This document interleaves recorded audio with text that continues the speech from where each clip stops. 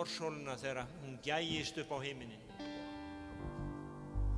Já, mér langar líka að segja ykkur pínlitla sögu sem gerðist á Hvítasunnu fyrir 24 árum. Hún þannig að ég var nýbúinn að framkvæma mikla breytingar í mínu lífi. Ég ákvað að fylgja Jesú Kristi. Ég hafði gert það 2 mánuðum áður og ég var heima hjá mér að reykja sígarettu þegar sonur minn kom heim úr leikskólanum var rétt hjá það, þurfti ekki að sækja hann, bara kom. Hann horfði á mig og sagði: "Pabbi, af hverju ertu að reykja?" Ég sagði: ég veit það ekki. "Þú veist ekki að það er óhollt að reykja?" Ég sagði: "Jú, ég veit það nú eiginlega, já. En af hverju ertu þá af því?" Og ég sagði: "Ég veit það eiginlega ekki heldur. En af hverju hættur þú þá ekki?" Og ég sagði: "Ég hætti kannski einhvern tímann." Og þá sagði hann: "Viltu hætta afmælinu mínu?" "Já, mamma mín, ég skal hætta afmælinu. Farðu nú út að leika þér." Og svo, það var ekki nema vika í afmælið. Og svo heyrði ég hann byrja að segja öllum, hann sagði vinum sínum úti og sagði fjölskyldin öllum: "Pabbi ætlar líka hægt að reykja afmælinu mínu." Og hann hélt áfram að tala þetta dag til dag og ég fór að hugsa: heyrðu, þarna ég aldeilis búinn að mála móti hotmaður. Og ég byrjaður að ganga með Jesú Kristi og þarna komið eitt loforð sem ég búinn að gefa afmælisgjöf sonar míns og ég get ekki svíkja. Þannig að þetta varð að veruleika. Ég hætti á Hvítasunnu 24 ár síðan og nú hann 30 ára afmæli. En það sem magnaði við þetta kraftaverk sem hann var sendur til að framkvæma mér, að það að svo eignaðist hann vin og varð unglingur, eignaðist vin og það var alls konar trend í gangi og margir byrjuðu að reykja og gera hitt á þetta. En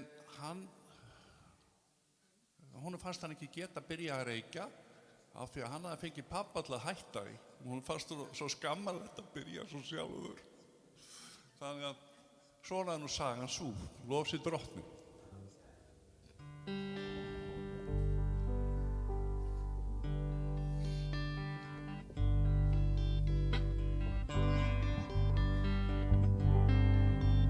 Þegar svartnættið dvín, blessuð ársólin mín, gægist upp á himininn, veröld vaknar á ný, drungin fyrir mín, morgungólan kyssir kinn, allt orðið sem nýtt, sópa fáað og brýtt, yfir byrjum mínum hvítur krans, undan myrkursins kvöð, lausir sála mín glöð, syngur lofsöngva til skaparans. Jahve, Jahve, Jahve, Jahve,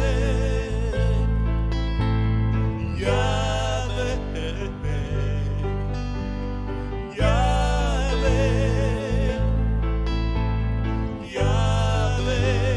Jahve, Jahve,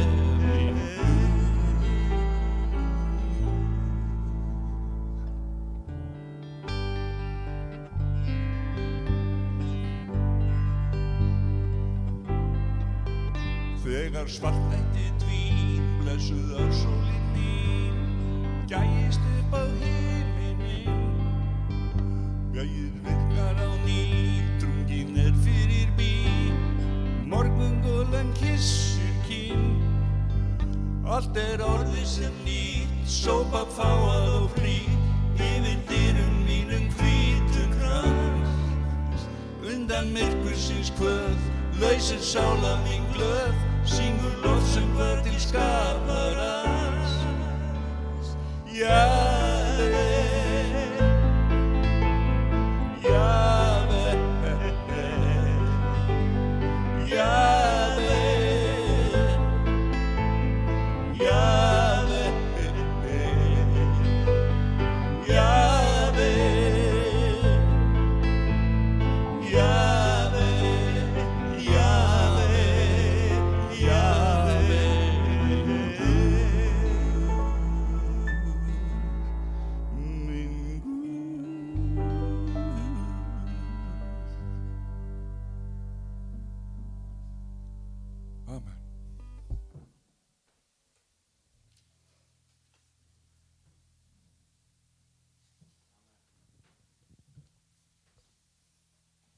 lesa orðana fyrir ykkur og þetta orð sem ég langar að deila með ykkur sem Guð bara gaf mér.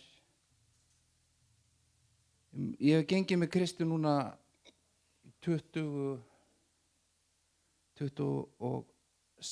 ár nánast og það hefur gengið upp og ofan eins og gerist hjá okkur öllum og á tímapunkti þá fann ég á tímabili að ég var einn, að ég syndgaði það mikið ég var einn og ég fann það og ég skreið til Drottins aftur og við getum alltaf snúið til hans á ný og sem er týnda soninn þó er svo erfitt að sjá það í hjartum okkar og ég hef búin að díla lengi við þetta, er ég enn hans elskaði sonur, þegar við höfum barnarétt í gegnum Jesú Krist og Guð, hann gaf mér orð sem ég langar að deila með ykkur og ég trúi þetta til einhverja í dag líka í hjörtum okkar og þetta í Jesaja 54. kafla frá 7. versi. Skamma stund yfirgaf ég þig en með mikilli miskunnsemi tekið þig að mér í ofurreiði minni byrði ég augliti mitt fyrir þér stund en með eilífri líkn miskunnaði þér segir endurlausnari þinn Drottinn. Það fer eins fyrir mér með þetta og með Nóaflóð, svo sem ég sór þá að Nóaflóð skildi ekki framan ganga yfir jörðina, eins verð ég nú að reiðast þér ekki né ávíta þig. Því þótt fjöllin færist úr stað og hálsarni riði, skal mín miskunnsemi við þig ekki færast úr stað og minn friðarsáttmáli ekki raskast, segir miskunnsamari þinn Drottinn. Þú, hinn versala hrakta, huggunarlausa, sjá ég legg rúpuna sem steina í bygging þína og hlið grunnmóra þína af safír steinum. Ég geri múrtinda þína af jaspis og hlið þína af róða steinum og allan ummerkjagarð þinn af dýrindis steinum. Allir synir þínir eru læri sinnar Drottins og njóta mikils friðar. Fyrir réttlæti mynd þú stöðug standa. Áleit þig fjarlægja ofriki því að þú þarft ekki að óttast og fjarlægja skelfingu því að hún skal ekki koma nærri þér. Ef nokkur áreiti þig, þá er það ekki að mínu vilja. Hver sem áreiti þig skal falla fyrir þér.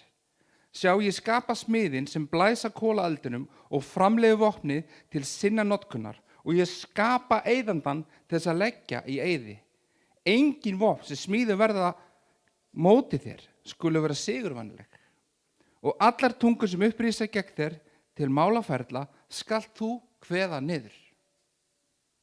Þetta hlutskipti þjóna Drottins og það réttlæti þeir fá hjá mér, segir Drottinn. Og hann segir svo skýrt hvernig hann stendur með okkur, engin vopn sem smíða verða á móti okkur, sem upprýsa gegn okkur til málaferla, að hann segir líka ábyrgðin okkar, skalt þú kveða niður. Svo það sem kemur á móti okkur, við kveða niður í nafni Jesú Krist. Og þetta hef ég persónulega stundum gleymt, að hann situr í hjarta okkar. Við höfum vopnið, en við þurfum stundum að taka vopnið og beita því. Í bænahernaði og með djörfung. Amen. Er þetta á dagskránu upp, Kalli?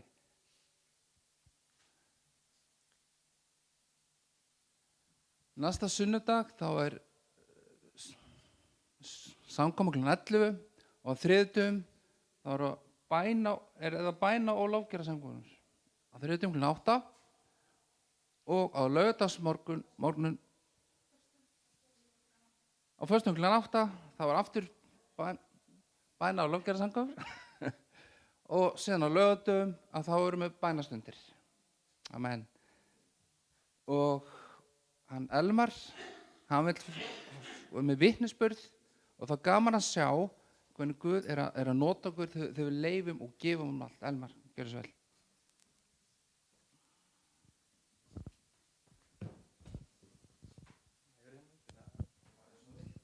Okay. Herru, ég heiti Elmar fyrir þá sem þekki mig ekki og í gær þá fór ég með vinum mínum bara í Hafnarfjörðinn, vorum að rúnta bæinn og fyrir einu ári þá við hittum mann sem við hittum líka fyrir einu ári síðan og þessi maður sem við hittum var Guð mætti honum það og Guð fyrir einu ári síðan þá mætti Guð honum og læknaði hann og hann gaf líf sitt í Jesú. Einu ári síðar hitti hann aftur, það var sem sagt í gær.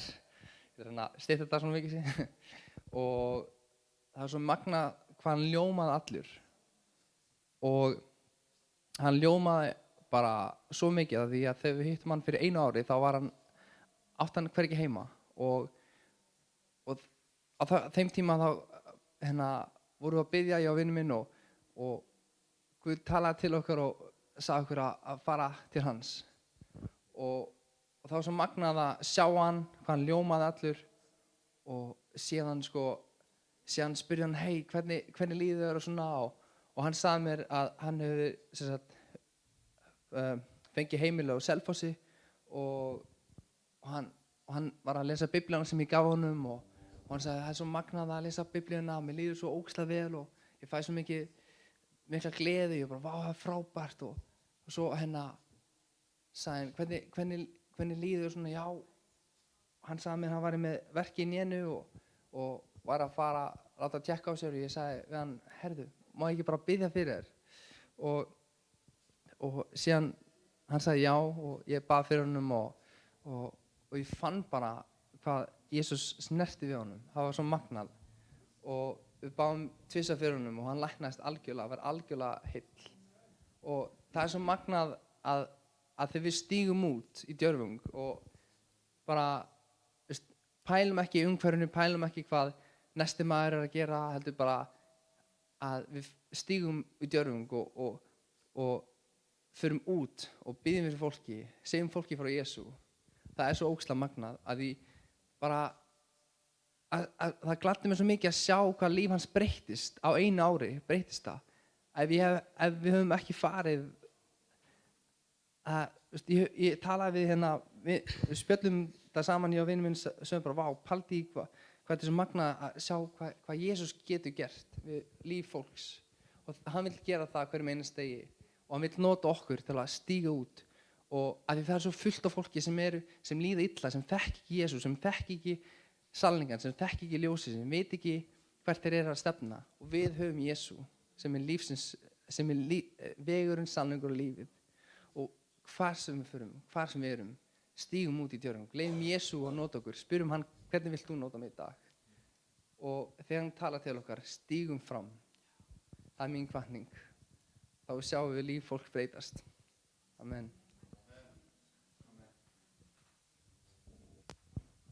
Takk fyrir þetta bróðir. Og það er svo gaman að sjá að þegar við stígum út og það er svo mikilvægt þegar Guð talar inn í okkur, inn í líf okkar, að ganga út. Ein sál frelsaðist. Amen. Vegna hliðni. Svo mikið við göngum út í hliðni og í Djörvung. Ég vil frekar gera maður kjána 9 sinnum og hlýða alltaf heldur en ein sál glatist. Þetta er svo mikilvægt. Amen. Og bænin, hún virkar, sískinni. Svo við ætlum að biðja núna. Ef við erum með einhver bænarefni sem liggja á hjartum okkar, er einhver bænarefni sem vilja sitja fram fyrir Drottinn. Fyrir pappaðinum. Daniel Ingeborg. Fjölskyldan Sangeri. Amen.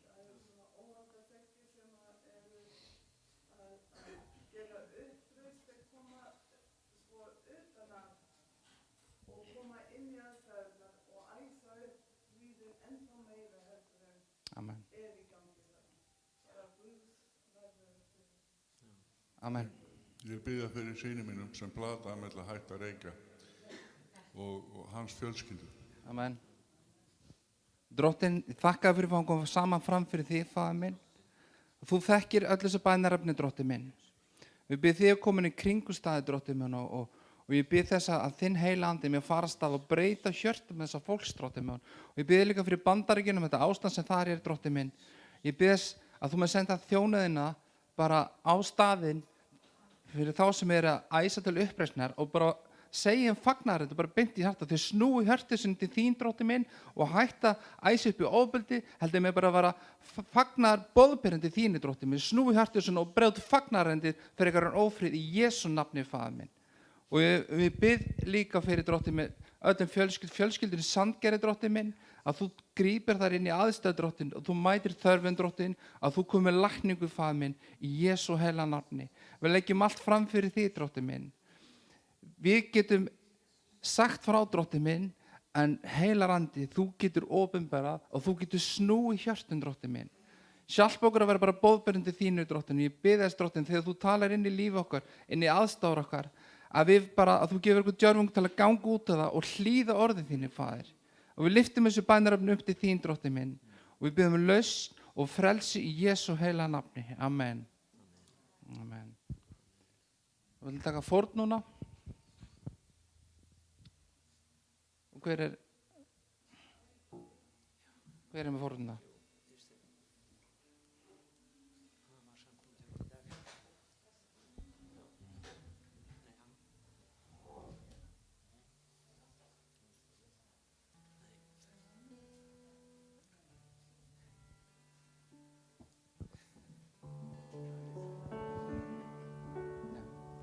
Drottinn, þú elskar glaðan gjafara, Drottinn minn, og þú leggur í hjarta okkar hvað við gefa, Faðir minn, að við gefum manna gleði, ef við gefum ekki þá blessar þú samt, Drottinn minn, en þú lítur á hjörtun okkar, Drottinn minn, og blessa það bara sem inn kemur, Faðir minn, og margfalda í Jesú nafni. Amen.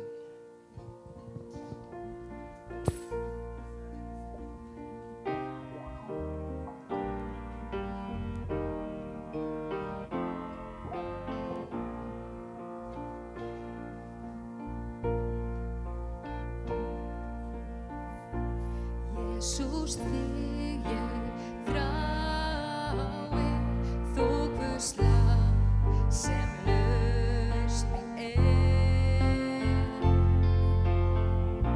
krossi á þú falinn varst, keypti blóð þitt frelsi mér. Jesús, þig ég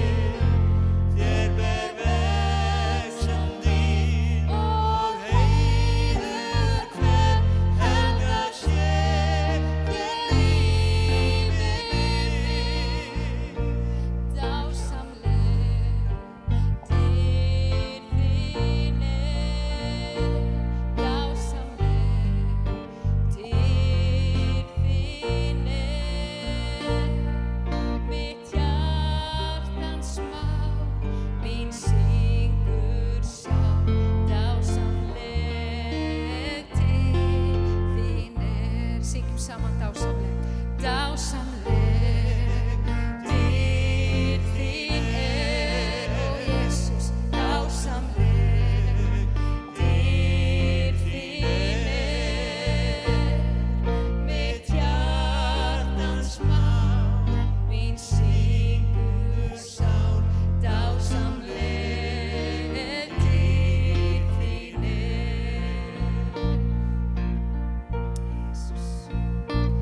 Jesús, þig ég þrái, þú Guðs lamb sem lausn mín Líf mitt færi þér að fórn, mig sjálfan ger. Syngjum þetta einu sinni en þetta vers og syngjum þetta og leifum Guði að vinna í hjörtum okkar. Gefum Guði hjarta okkar þegar við syngjum þetta. Jesús, þig ég þrái, þú Guðs lamb sem lausn mín ó Jesús. Líf mitt væri þér að fórn, mig sjálfan gef ég þér. Heiður allan að þú skilir, ég upphef nafnið þitt. Þér ber veg sem dýr og heiður hver helgar sér. Ég lífi mitt, dásamleg dýrð þín dásamleg dýrð þín mitt hjartans mál, mín syngur sál, dásamleg dýrð þín dásamleg dýrð þín dásamleg dýrð þín mitt hjartans mál, mín syngur sál, dásamleg dýrð þín heiður allan átt þú skilir, ég upphef nafnið þitt.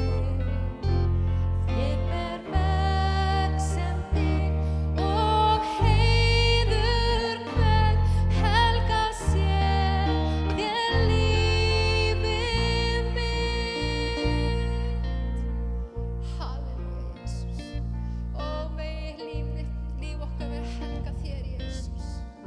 Ó, Drottinn, megum við vera frammi fyrir þér, Drottinn, notað okkur, Jesús.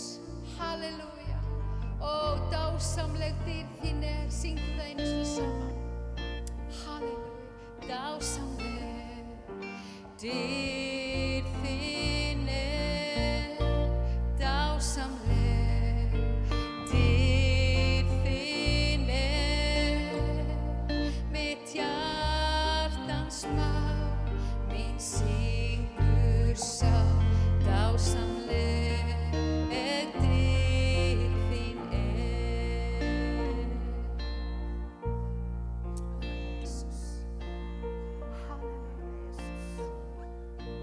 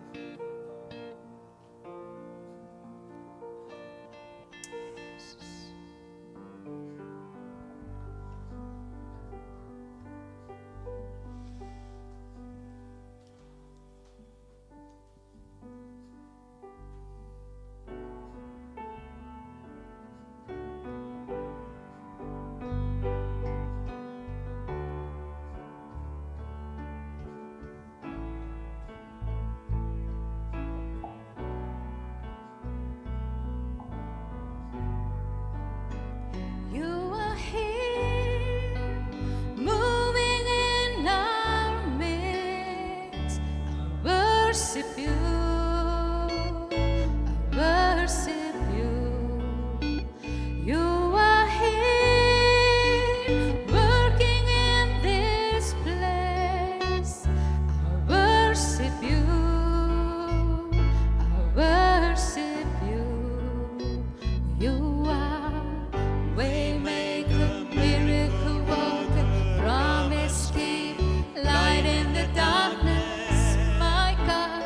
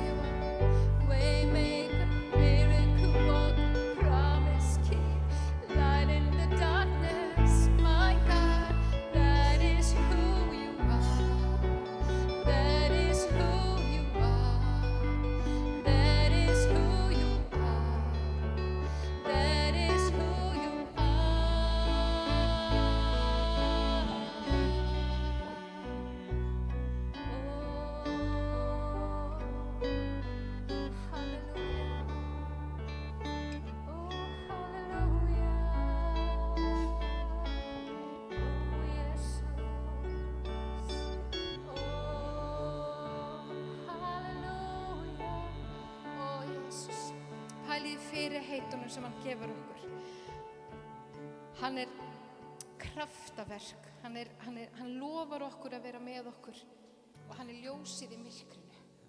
Þetta er yndislegt þetta lag. Amen. Halleluja. Halleluja. Jesus.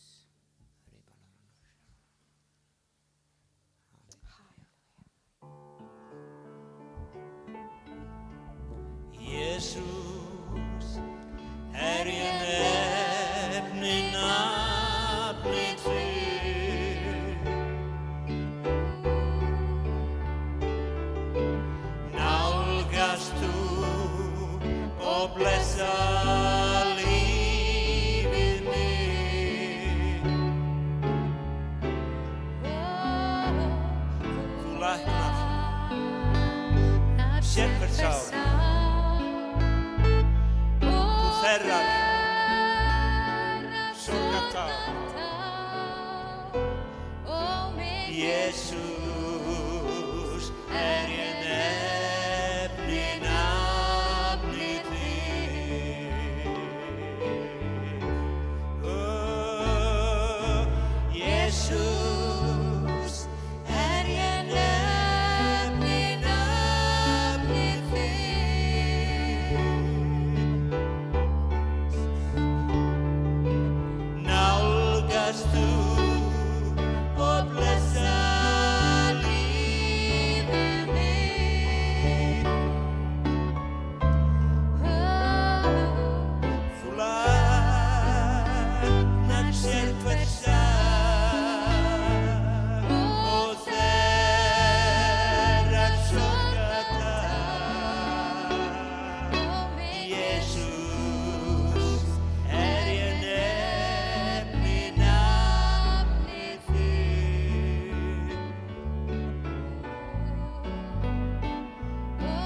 Jesus, er ég nefni nafnið þitt. Jesus, er ég nefni nafnið þitt. Takk Jesus. Halleluja. Amen. Takk Jesus.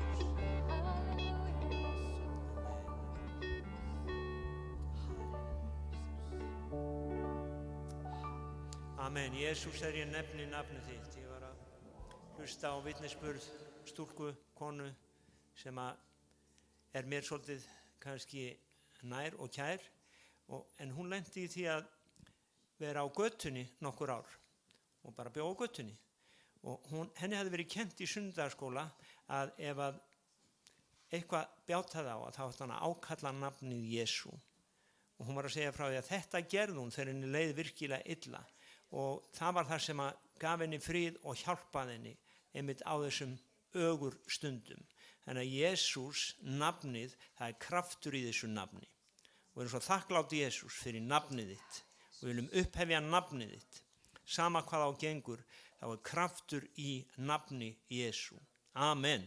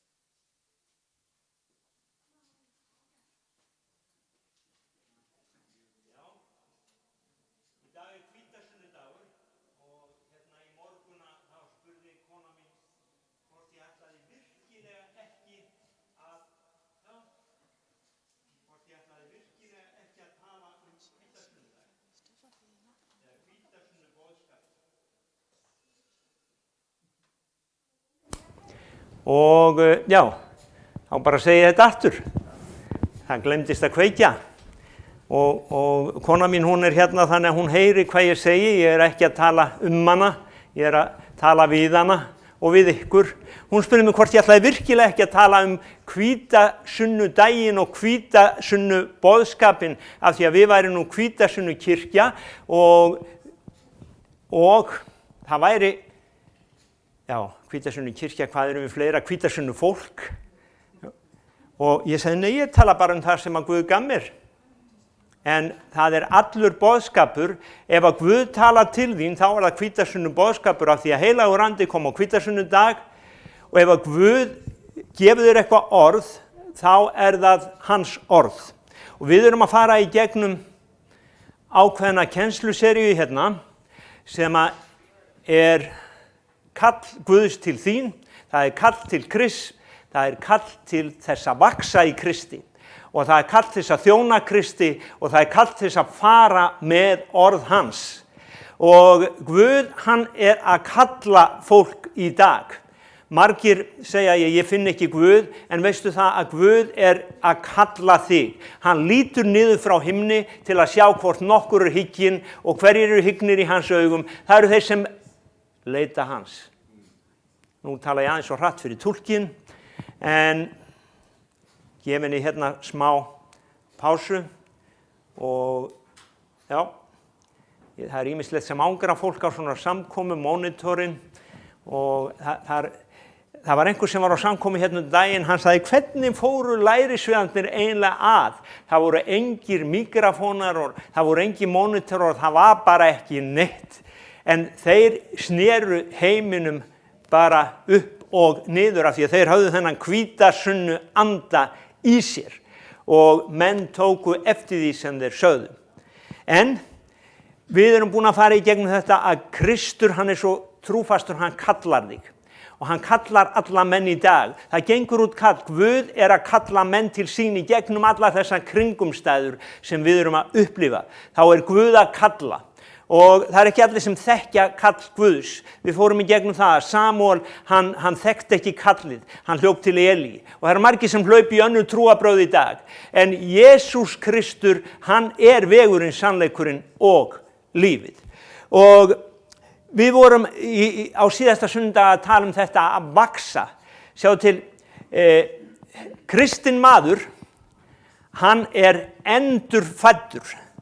Og hvað í ósköpunum það, spurði Nikodémus Jesú. Nikodémus, hann var fræðimaður og sumir hafa farið jafnvel í gegnum guðfræðideildina og þeir vita ekki ennþá hvað að vera endurfæddur. Höfum reyndar einn svona úr guðfræðideild hérna með okkur í dag, ég veit að hann veit það, en málið að vera endurfæddur að menntunin segir þér ekki neitt það. En ef þú kristinn maður, þá ertu endurfæddur, þú fæddur af anda Guðs.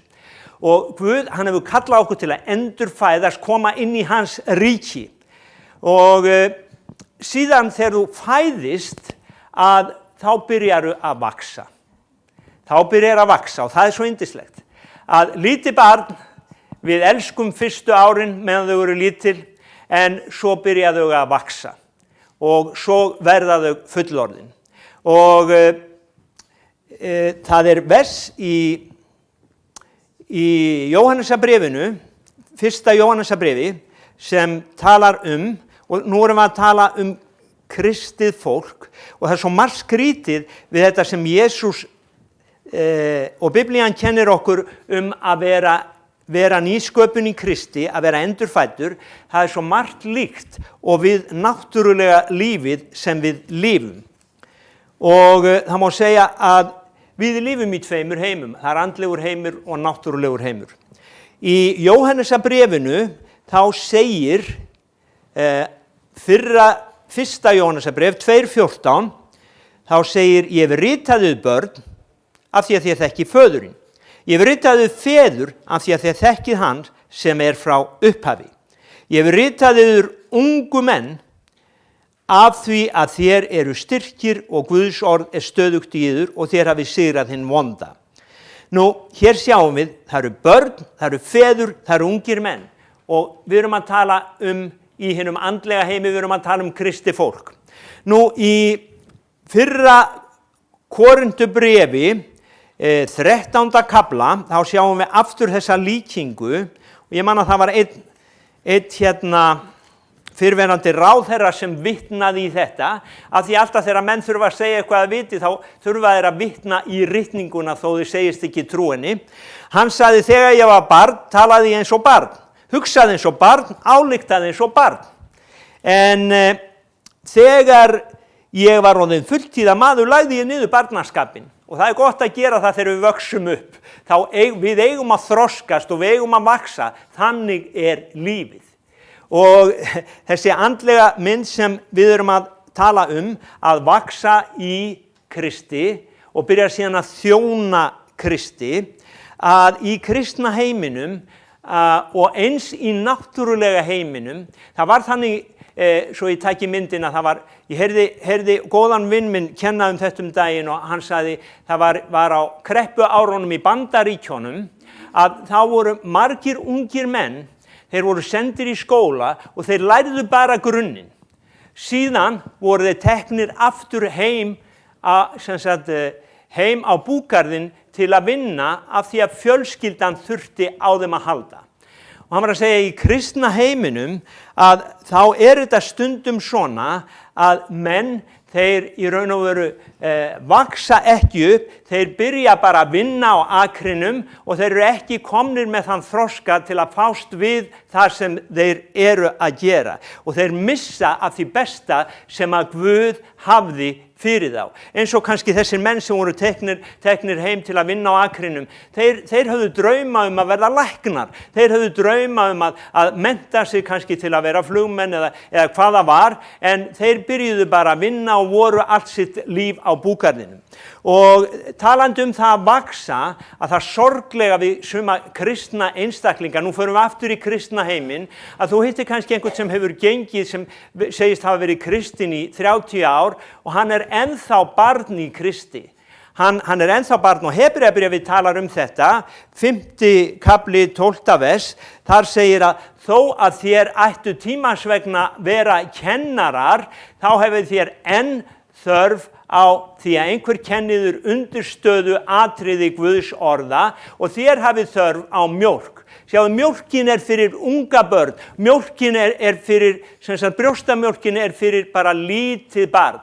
Og hér höfundur Hebreabréfsins að segja að einhverjir sem voru búin að vera kristnir í mörg ár og áttu að vera kennarar, að þeir voru ennþá börn.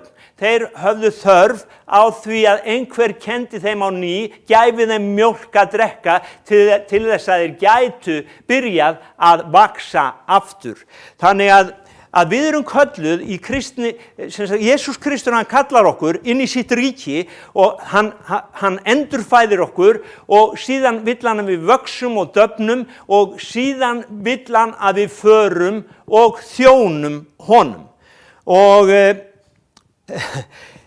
Jesús Kristur hann skilgreindi sig sem þjón.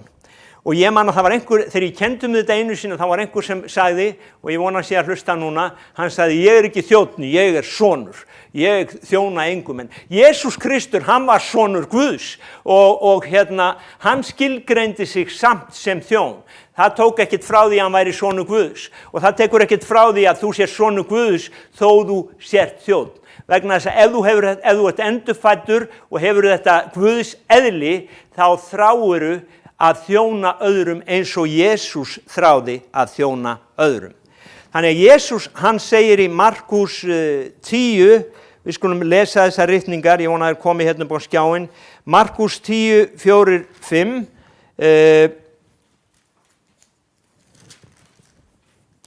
og vona ég að túlkurinn nái mér, það kemur smá pása. Því að mannssonurinn ekki kominn til að láta þjóna sér, heldur til að þjóna og gefa líf sitt til lausnargjalds fyrir marga. Sjáðu, Jesús Kristur, þó hann væri Guð, þá kom hann til að þjóna. Og við ætlum að tala að þjóna í dag. Hann kom til að þjóna, hann sem sagði að hann kom ekki til að láta þjóna sér, heldur kom hann til að þjóna. Og á öðrum stað segir hann að að næja má lærisveinunum að vera sem meistari hans. Og hann segir líka aftur í Jóhannesarguðspjalli að þjónn ekki meiri en húsbóndi hans. Og það er svo merkilegt með þessa þjónustu Jesú að hann var svo náinn föður sínum, sem sagt hann var sonur og samband hans var svo náið við föðurinn og að hann segir á einum stað að hann segir ég geri ekkert nema það sem ég sé faðir minn gera. Þetta Jóhannesarguðspjall, þetta sennilega 5:19, Jóhannesarguðspjall 5:19, ég geri ekkert nema það sem ég sé föður minn gera. Þannig að Jesús, hann var, hann í raun og veru, það sem hann að segja, ég geri ekkert nema það sem faðir minn segir mér að gera. Hann var þjónn föðurins hér á jörðu. Og svo segir hann á öðrum stað í Jóhannesarguðspjalli 4:34 og mér finnst það svo, þá segir hann, minn matur að gera vilja þess sem sendi mig og fullna verk hans. Þannig að sumir segja, hafa komið til mín í gegnum árum og sagt, mér líður illa með þetta og þetta og þetta. Já, ok, þér á að líða illa og ég veit að þetta ekki svona uppörvandi boðskapur, þetta ekki svona hvetjandi boðskapur að segja þér á að líða illa, en ég segi þér á að líða illa ef þú ert ekki að gera Guðs vilja. Jesús hefði liðið illa ef hann hefði ekki verið að gera Guðs vilja. Matur hans, hann elskaði, það var bara fæða fyrir hann uppörvaðist við að gera vilja Guðs. Og það eins með þig, ef þú hefur eðli Guðs og þú hefur vikið af veginum og þú ert ekki að gera það sem að eðlið þitt þú ert gerður til að gera, að þá líður þér ekkert allt og vel með sjálfa þig. Þess vegna svo mikilvægt að koma inn í þetta sem Guð hefur fyrir okkur. Að við vöxum í honum og að við klárum að vaxa og komum inn í þá þjónustu sem Guð hefur fyrir okkur. Að við förum ekki heim á búgarðinn að vinna allt of snemma eða við förum ekki að út á akurinn að gera eitthvað sem kannski Guð hefur kallað okkur til, en við förum allt of snemma. Og ég hef stundum hlustað á menn, jafnvel í sjónvarpi, vera að kenna Guðs orð og þeir höndla það ekki, þeir hafa ekki í raun og veru þann grunn sem þarf til þess að kenna. Og það eins og, ég lærði vélvirkjun og allt það og það alveg eins á því sviði, ef maður heyrir einhvern sem ætlar að fara að segja mér eitthvað hvað, það svo oft sem að kannski fólk kemur og segir, ég man þegar þeir sögðu, ég held að það sé þetta sem að. Já, menn, þú mátt alveg halda það. Að menn voru að koma með tæki í viðgerð og já, ég held að það sé þetta og þetta. Og þú heyrir, af því að þú ert að vinna við þetta, þú heyrir að þeir skilja ekkert í raun og veru hvað máli snýst. Þannig að þú brosir bara og segir já og tekur við tækinu og byrjar að bilanagreina. Og það eins í andlega heiminum að sjáðu til að það ekki gott að fara of snemma af stað inn í eitthvað, jafnvel þó að Guð hafi kallað þig til þess, það Guðs tími. Við vorum að tala það í gær að Jesús Kristur, hann var í 30 ár að bíða eftir Guðs tíma. Hann var sonur Guðs, kom til jarðar, sendur af Guði, hefði ekki verið ágætt að byrja Jesús aðeins fyrr, þá hefur kannski geta gert aðeins meira. Nei, Jesús, sjáðu til, Guðs vegir ekki okkar vegir. Jesús, hann var háður föðurnum og hann byrjaði á Guðs tíma, var 3,5 ár og fullnaði verkið sem Guð gaf honum. Þannig að þetta svo mikilvægt að við skiljum Guðs vegu, að Guð, hann vill fá að höndla líf okkar, Guð vill að við þjónum honum. Guð vill að við þjónum honum. Nú, talandi þjón, Páll, hann skilgreinir sig sem þjón Jesú Kristi í Rómverjabréfinu 1:1. Þegar við lesum Gamla testamentið að þá ég hef svo oft talað tjaldbúðina, prestarnir þeir þjónuðu fyrir augliti Guðs. Og Gamla testamenti skilgreiningin á þjóni, það orð í Gamla testamentinu sem er þýtt þjónn eða minister, sem sharat, og það þýðir að bíða, enskan to wait on, to serve, to minister, to attend. Það þýðir að þú bíður eftir einhverjum, það að segja að þú til taks, alveg eins og þjónn á veitingahúsi, þú til taks. Þú bíður eftir því að húsbóndi þinn, hann þarfnist einhvers og þá ertu til staðar. Þjónn á veitingahúsi, hann bíður eftir því að kunnarnir, að þeir kalli á hann í raun og veru, og það þessi skilgreining nú að sem sagt þjónn, eðli þjóns að bíða eftir því að fá að þjóna. Og Jesús segir í Jóhannes 12:26 að þar sem ég þar mun og þjónn minn vera.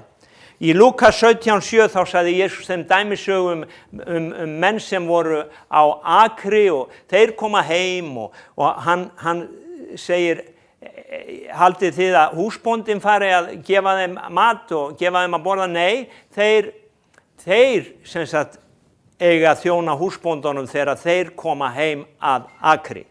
Þannig að þjónn þjónn og húsbóndi húsbóndi.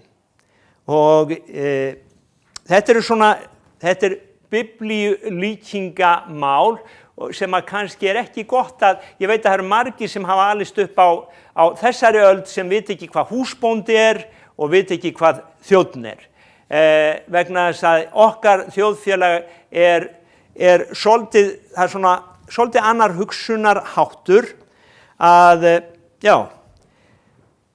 það ekki allir sem skilja þessi hugtök. En við skulum halda aðeins áfram að þjóna. Og nú erum við að tala í kristna heiminum. Við vitum öll hvað að þjóna á veitingahúsi, að kúnninn hefur alltaf rétt fyrir sér, það ekki? Ef þú góður þjónn, þá lætur kúnnan alltaf hafa rétt fyrir sér. Þú ferð ekki að rífast við hann ef þú bara segir, já, get ég fært þér eitthvað annað ef hann óanaður eða eitthvað svona. Og það eins að það sama hvar við þjónum, ef við erum til þess að þjóna, ef við höfum þetta eðli þjónsins, þá förum við ekki að rífast ef einhverjum líkar ekki þjónustan okkar. Við reynum bara að gera betur, það ekki?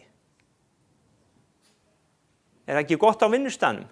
Þegar einhver gaggrínir, þú búin að leggja þig allan fram og svo kemur einhver og gaggrínir þig og segir þetta ekki nógu gott, þá voðalega freistandi að svara, heldur að þú geti gert þetta betur. En það ekki eðli þjónsins. Eðli þjónsins, hann segir, já, hvað get ég gert betur? Hvernig get ég þóknast þér betur? En þetta svolítið gagnstætt okkar mannlega eðli og stolti. Nú, en þegar við komum að þessu að þjóna, þegar bara í Guðsríkinu að þjóna, já, hvað get ég gert í kirkjunni? Margir segja, já, við þurfum að fara og við þurfum að gefa út bækur, við þurfum að gera þetta, við getum þjónað í lofgjörðinni, við getum gert þetta og við getum gert hitt og þetta allt saman góð verk og við þurfum að þjóna Guði með því að fæða og klæða hérna fátæku. Þetta eru góð verk, allt saman góð verk. En þegar við lesum Biblíuna, mér langar aðeins að sýna ykkur þjónustuna hérna, að Marta og María, spurning, hvor þeirra var að þjóna? Marta og María. Marta, hún kvartaði við Jesú að María væri ekki nógu dugleg að hjálpa til og það greinilegt að Marta, hún var að þjóna, við getum ekki tekið frá því, en tilhneigingi hjá okkur öllum að segja, María, hún var ekkert að gera, hún bara satt. En hún satt við fætur Jesú og Jesú sagði að María hefur valið góða hlutan sem þýddi það að hann var ánægður með hennar þjónustu, þó að okkar mati var það kannski ekki mikil þjónusta að sitja bara við fætur Jesú. og það eru margir sem segja, hvað er þetta eyða tímanum í að biðja eða, ég meina þegar hægt að gera eitthvað allt annað og sem sagt, það svona, fólk sér þetta frá mismunandi sjónarhornum, en Jesús sagði María hefur valið góða hlutan. Það var gott í hans augum. En svo segir hann við Mörtu hann eiginlega svona, jaðra við hann ávítana, hann segir, Marta, Marta, þú ert áhyggjufull og mæðist í mörgu. En María, hún hefur valið góða hlutan. Í Matteus 21:13 þá segir hús mitt á að vera bænahús og ég man ekki hvort það er þar sem segir þá að vera bænahús fyrir allar þjóðir og við höfum í rauninni gert þetta hús að bænahúsi fyrir allar þjóðir núna þessar vikur og þessa mánuði. Við höfum beðið fyrir öllum þjóðum.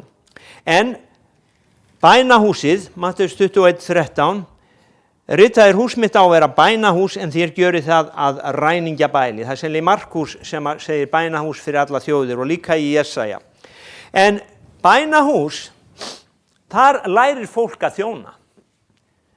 Já, þú meinar þessir sem að koma með vatn fyrir predikaran eða þessir sem að eru við dyrnar. Nei, það eru þessir sem eru á hnjánum að biðja. Þeir eru að þjóna. Hverjum eru þeir að þjóna? Þeir eru að þjóna Guði. Nú, ég hélt að maður ætti bara að biðja ef mann vantaði nýjan bíl eða eitthvað svoleiðis. Nei, sjáðu,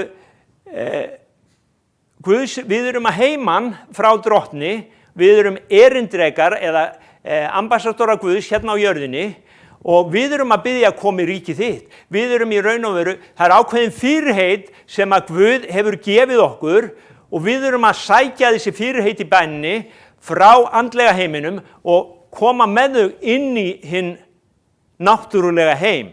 Þannig að við erum að þjóna Guði. Við erum að biðja fyrir öðrum. Það er sagt einn mann í Kólossebréfinu að hann barðist í bæn fyrir trúsystkynum sínum að þau mættu standa stöðug. Og það er litið á það sem þjónustu og það er í raun og veru litið á það að þau hafi staðið stöðug vegna þess að hann bað. Þannig að þetta er mjög mikilvæg þjónusta að þjóna drottni með bæn.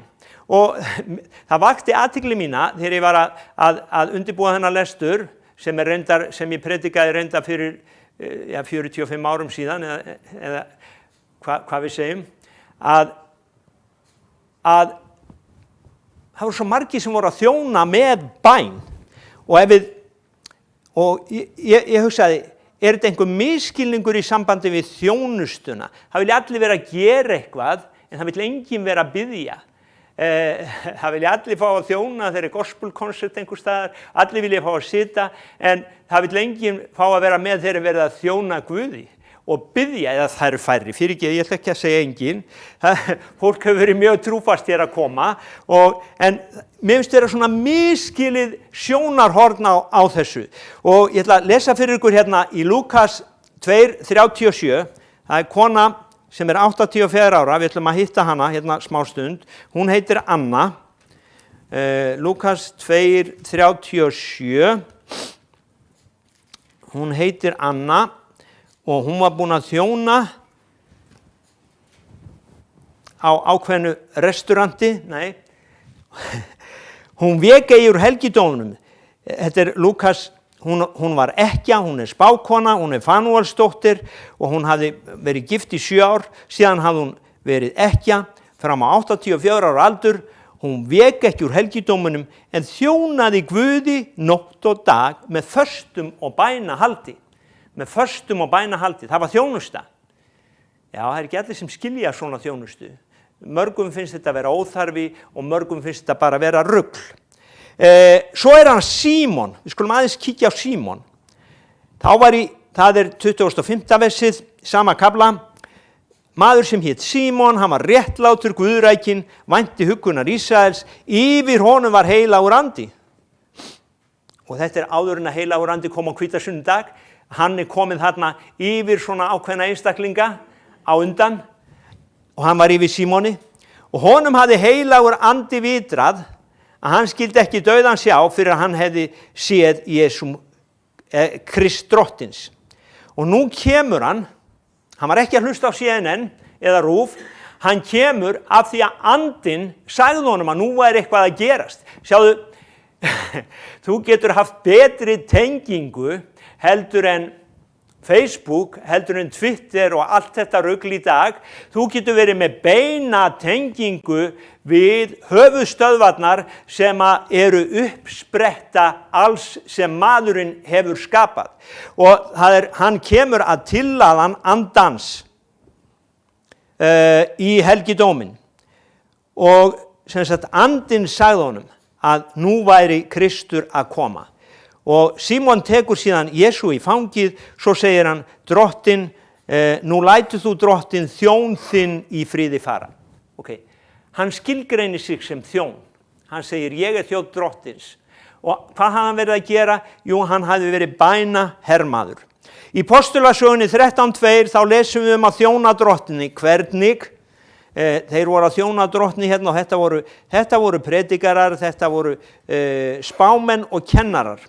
Postulasagan 13:2 og svo sjáum við hvað gerist. 13:2 Eitt sinn þeir voru að þjóna Drottni föstuðu þeir og föstuðu. Eitt sinn þeir voru að þjóna Drottni og föstuðu, sagði heilagur andi. Þeir voru að þjóna Drottni og heilagur andi talaði. Þannig að þjónustan, hún kemur alltaf út frá samfélaginu við heilagan anda. Jesús, hann alltaf beintengdur, horfir á hvað Guð vill gera, svo framkvæmir hann það sem Guð vill gera. Og ég man að ég fór fyrir mörgum árum á að læra að vera hermaður Guðs og yfirskriftinni við þeim konferens var hvað eigum við að gera til þess að við vinnum verk Guðs? What must we do that we might work the works of God? Og ég man að við sungum lag þetta og hann ennþá að predika þessi, hann orðinn 87 ára, fyrir allan heiminn og er að byggja her Guðs. En ég man að sem spurningin var, hvað eigum við að gera til að vinna verk Guðs?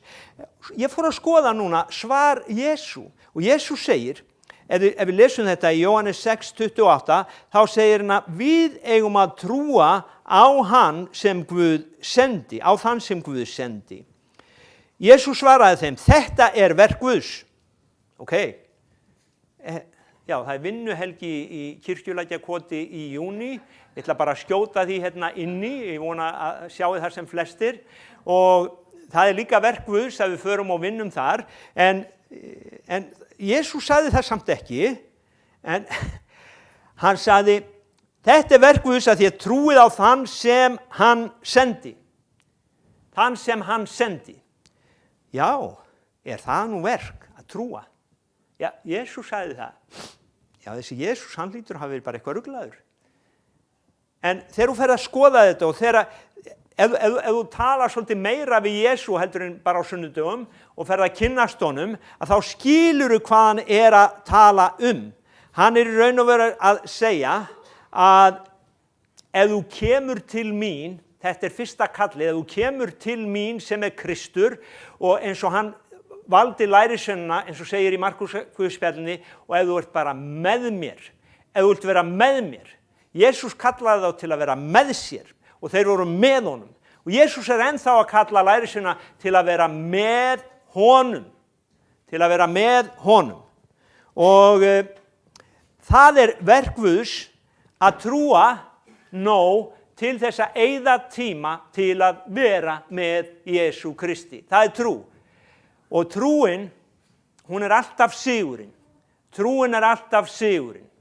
Þannig að trúin kemur og fæðist fram í samfélaginu við Drottinn Jesúm Krist. Verk Jesú fæddist fram í samfélaginu við Guð og hann er að segja með því að trúa hann gerum við það sama. Og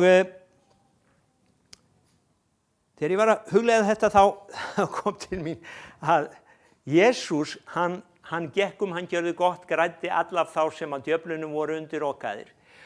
En það var líka margt sem Jesús gerði ekki. Hann gerði margt, en það var margt sem hann gerði ekki. Og þegar hann fór að tala það í Lúkasar Guðspjalli 4. kafla og segja að hann hefði ekki gert neitt í heimaborg sinni þar sem hann hefði gert annar staðar og þegar hann fór að segja að spámennirnir hefðu ekki læknað þennan og ekki læknað hinn, þá urðu farísearnir bara brjálaðir. Og sjáðu til að þetta hitti mig Jesús, það var margt sem Jesús gerði ekki, það var maður sem hefði fögrudyr, hver dag. Við lesum það í Postulasögunni 3:2 að hann var lagður við fögrudyr hver dag. Og þetta voru dyrnar inn í helgidómin. Og það alveg öruggt að Jesús hefur einhver tíman komið inn þessa dyr og gengið fram hjá þessum manni án þess að lækna hann. Pétur og Jóhannes koma, þeir lækna hann. En af hverju læknaði hann? Jú, af því að hann rétti fram höndina og bað ölmusu. En sjáðu, það sem mér langar að vekja athygli á, að það var margt sem Jesús gerði ekki. Hann lét ekki teyma sig í þetta prógram, hitt prógram, hann var ekki að þessu eða hinu. Hann bara gekk gerði gott, græddi þá sem að djöflinu voru undirokaðir, gerði það sem hann sá faðirinn gjöra. Gerði það sem hann sá faðirinn gjöra. Og hann í raun og veru orðaði þetta þannig, það getur enginn þjónað tveimur herrum.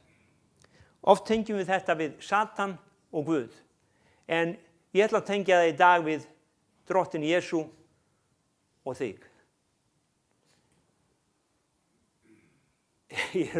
Okkur var kennt það að ef við játuðum Drottinn Jesú sem Drottinn, þá yrðum við hólpin. Og ef við játum að Jesú sé Drottinn, þá hlýtur hann að vera Drottinn. Við varum alltaf fyrir með, það var grunnfræðsla í kirkju í Englandi fyrir mörgum árum og það var alltaf að byrja á að kenna fólki að Jesús væri Drottinn. Þau tóku alveg nokkra vikur í að kenna fólki að Jesús væri Drottinn. Og ég hugsaði, já, þetta er sennilega bara mjög gott. Þú játar að Jesús er Drottinn, en svo gleymur því daginn eftir og þú ert sjálfur Drottinn. Og það svo margir í dag í raun og veru sem að þeir játa Jesús sem Drottinn, en Jesús Drottinn? Við getum spurt okkur og ég spyr mig enn. Það gott að spyrja sig, Jesús Drottinn? Ég hans þjónn? Ég alltaf til reiðu fyrir hann? Ég man fyrir mörgum árum að þá var hérna herferð Ísland fyrir Krist og ég var búinn að segja að Jesús væri Drottinn og ég var búinn að segja að ég vildi gera allt fyrir Drottinn og fara og þjóna honum og svo var ég beðinn að fara í bæinn hérna úr Keflavík með einhver predikara, þetta var seint að kvöldum miðnætti og ég sagði, ég nenni því ekki. Þá kom að því að þá var Jesús ekki lengur Drottinn og ég var ekki lengur þjónn hans af því að ég var bara þreyttur til að vera þjónn hans þá. En það oft svona að við erum ekki tilbúin, við erum tilbúin þegar við erum tilbúin, en þegar Guð þarf á okkur að halda, að þá erum við ekki alveg tilbúin. Og málið það, ef þú vilt vera þjónn, að þá ertu sá sem til taks fyrir húsbóndaðinn. Og þetta heitir að leiðast af heilugum anda, að vera þjónn Guðs þýðir það að við leiðumst af heilugum anda. Þú ert ekki þræll, þú ert þjónn. Og Jesús hann orðaði þetta svona, og við erum að koma inn til lendingar, hann orðaði þetta svona, ég kalli þér ekki fram að þjóna, þetta er Jóhannes 15:15, ég kalli þér vini. Við erum vinaþjónar, það svo frábært. Að jafnvel, þetta tilfelli þegar ég nefndi ekki, að Jesús gafst ekki upp á mér, hann gaf mér annað tækifæri. Og hann gefur okkur alltaf aftur annað tækifæri, en hann þráir samt að eiga þjóna sem hann getur notað. Það svo margir sem eru spenntir og segja, já, ég að þjóna Drottni, ég að þjóna Drottni, en í raun og veru eru þið bara að þjóna sjálfum sér af því að þetta svo rosalega gaman. Svo kemur eitthvað, eins og kom fyrir mig þarna, að það þarf virkilega á þér að halda og þá nenni ekki, ég þreyttur í dag. Það ekki gaman í dag, það var gaman í gær, ég var að þjóna Drottni í gær, en nú ekki gaman. Og sjáðu, við erum kölluð til að vera þjónar hans. Og ég ekki að reyna að gera þetta eitthvað allt og erfitt eða leiðinlegt, en þetta bara, ef þú ert þjónn, þá ertu þjónn. Þú ert ekki Drottinn. En það gott að þjóna vini sínum með það ekki. Einhver sem vil hjálpa okkur og kenna okkur. Og þetta að vaksa, við fengum að vera með honum og svo ætlar hann að líka vera með okkur þegar við þjónum honum. Af því að nú kallar hann okkur vini og þá erum við að þjóna vini okkar sem er Jesús Kristur, sonur Guðs. Og það er svo frábært að lesa æðstaprestsbænina þar sem hann segir, ég í þér, Faðir, og þú í mér, og ég í þeim, og þeir í mér. Þetta er svo frábær samstarf og svo talar Jesú að bera ávöxt, að við séum greinar sem berum ávöxt. Þetta er svo náið samfélag. Ef þú ert grein á tré, þá ertu bara samvaxinn. Jesús tekur þessa líkingu og það er einu önnur líking að Guð, hann er hið innra með þér. Og það segir að Guð verkar í þér, að vilja og framkvæma. Að Guðs andi í þér, hann byrjar að segja, já, við skulum gera þetta, við skulum gera þetta, við skulum gera þetta. Hann verkar í þér að vilja og framkvæma. Það er frábært. Og þess vegna er það að Guð, hann er að kalla okkur inn í þessa þjónustu og þetta byrjar allt með samfélaginu við hann. Þetta byrjar með því að við þekkjum hann og við séum vinir. Og við getum ekki átt vin nema þekkja hann. Og það er kallið til hans að við komum inn í bænahúsið, við fáum þjálfun í skóla andans og að við séum ekki tekin úr skóla of snemma. Að við séum ekki sett út á akurinn of snemma, heldur að við vitum hvað við í raun og veru hverjum við þjónum og hvað við eigum að gera. Þýðir það við eigum aldrei að gera neitt fyrstu árin, jú. Við sem sagt mætum þörfum þjónn, hann mætir alls konar þörfum óbeðinn, en þegar að kalli kemur og hann er sendur, þá stoppar hann við, hætti því sem hann er að gera samstundis og fer af stað. Og ég man eftir þegar kalli kom til pappa og mömmu að þau höfðu verið að þjóna í Reykjavík í stóri kirkju, Hvítasunnu kirkjunni, svo allt í hennu kemur kallið og þau upplifðu það að þau væri bæði kölluð til að fara og þjóna á Siglufirði, litlum bæ, þar sem var engin kirkja. Og þau fara þar, þau voru þar í 17 ár og þau þjónuðu drottni þar með gleði. Í raun og veru, þau voru leidd af andanum og það er löng saga, ég ætla ekki að segja þá sögu núna, vegna þess að sagan er öll eitt stórt kraftaverk, en það var ekki gaman. Kraftaverk er ekki alltaf gaman. Það er ekki alltaf gaman að vera inn í miðju kraftaverki. Það er stundum erfitt að vera inn í miðju kraftaverki. En þau þjónuðu drottnum með gleði. Það var alltaf öðruvísi heldur en að þau héldu að það yrði. En það fóru 2 eða 3 kynslóðir í gegnum sunnudagaskóla, í gegnum unglingastarf og ennþá er talað Ása og Laugu á Siglufirði. Og sumir í dag sem í þjónustu fengu að heyra fyrst Guðs orð hjá Ása og Laugu á Siglufirði af því að þau hlýddu kallinu og þjónuðu Guði, að það má segja að Guð sé að tala enn þann dag í dag í gegnum þau. Amen. Þannig að Guð, hann er að kalla okkur til Krists, til að vaksa, til að þjóna og til að fara. Ég virkilega trúi systkini að Guð, hann þráir svo þjóna sem að þekkja röst hans, sem þekkja röddina hans. Og þjóna sem eru uppteknir að því að þjóna honum er ekki endilega út kvippin og kvappin, heldur hafa tíma. Jesús hafði tíma til þess að krjúpa við fætur föðurins. Hann eyddi meiri. Hann fór stundum seint að kvöldi, var fram til miðnættis, fór snemma morgni, var fram eftir morgni á bæn, svo fór hann og þjónaði. Ég veit ekki hvort það var meiri eða minni tími, en sem sagt, hann gerði ekkert nema það sem hann sá faðirinn gjöra. Þannig að þetta er kallið til að þjóna og eflaust eru margar fleiri hliðar á þessu að vera þjónn heldur en ég talaði í dag. En þetta er mín sýn á að þjóna, að þú þjónar drottni fyrst. Síðan koma verkin út úr samfélaginu við drottin. Það var þjónusta Jesú Krist, hann þjónaði föðurnum fyrst og hann gerði bara það sem hann sá föðurinn gera og hann yfirleitt gerði ekki annað og þess vegna var fólk oft reitt út í hann og við hann. En Drottinn blessi ykkur og ég vil segja við ykkur sem eruð að horfa að ef þið hafið ekki hlýtt þessu kalli eða heyrt kallið fyrr að þá Jesús að kalla þig og hann vill og þráir að eiga samfélag við þig. Sjáðu, kristin trú, hún endar ekki við fermingu, hún ætti að byrja þar. Þegar ég tók á móti Jesú Kristi, þá byrjaði samfélag mitt við hann. Ég segi það svo oft að það skrýti hjónaband sem endar við hjónabandsathöfnina. Nei, þá byrjar lífið, þá byrjar hjónabandið og kristna lífið er nýr heimur, spennandi heimur, þar sem hún getur gengið með Guði og Guð talar inn í líf þitt, þú talar við hann og þið gangið saman í gegnum lífið. Það var tilgangur Guðs frá upphafi. Takk fyrir að hlusta og takk fyrir að vera með okkur í dag. Drottinn bless ykkur. Amen.